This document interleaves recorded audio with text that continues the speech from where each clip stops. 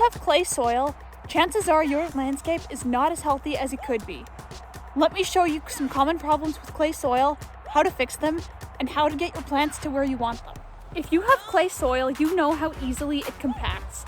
And the reason this happens is because of how fine the soil particles are.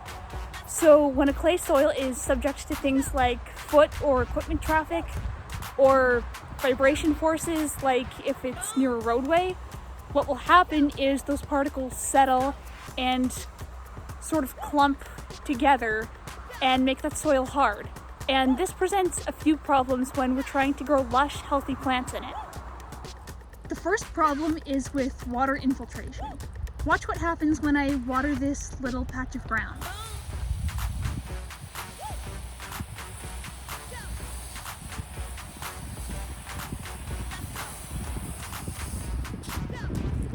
Now we'll take a closer look and just watch how slowly that water is infiltrating. Water that cannot get into your soil also cannot get to your plants.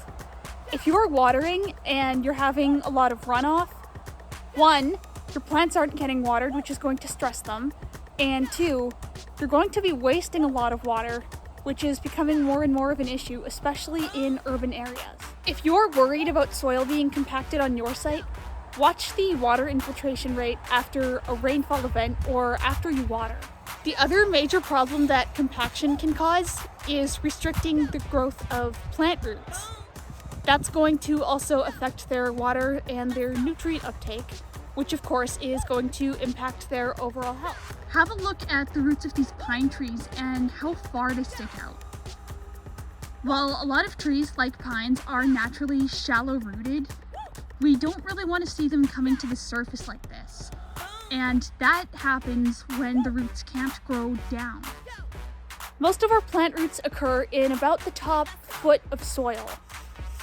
So we want to keep that zone nice and healthy.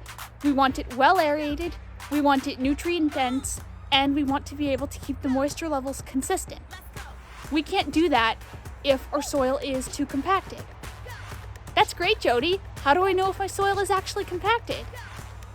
Well, we use what's called bulk density, which is a measure of soil compaction.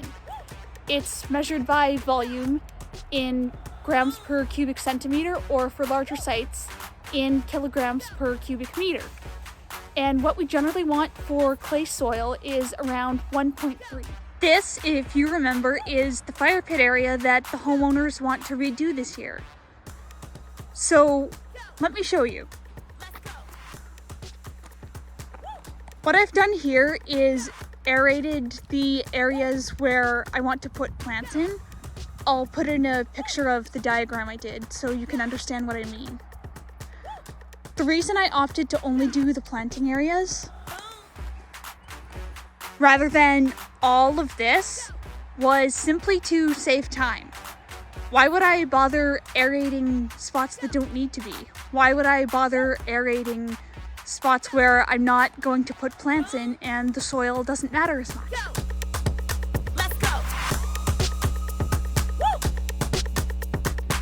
I do still have this small area along the retaining wall to do, but once I'm finished with that, I'll show you what's next.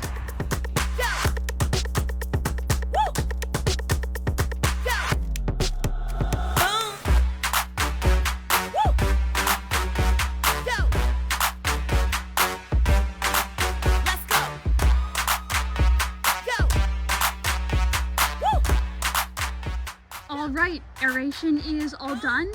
And what I've done here is top dressed with compost. Now I just need to spread this out and water it in. All right, top dressing is complete. The reason I used compost to fill in the aeration holes is because when soil is this compacted, you need something really loose, like compost, that's going to let air and water get through. When I worked at the golf course, they top dressed with a lot of sand. That's really common in professional turf management. However, let me give you one word of caution. You don't want to use just sand on clay soil in your yard because you will make concrete out of it. Do not do that. Use compost. Alright, that brings us to the end of this video. I hope you enjoyed it. I hope you found it helpful. If you did, please give it a thumbs up and subscribe to my channel for more.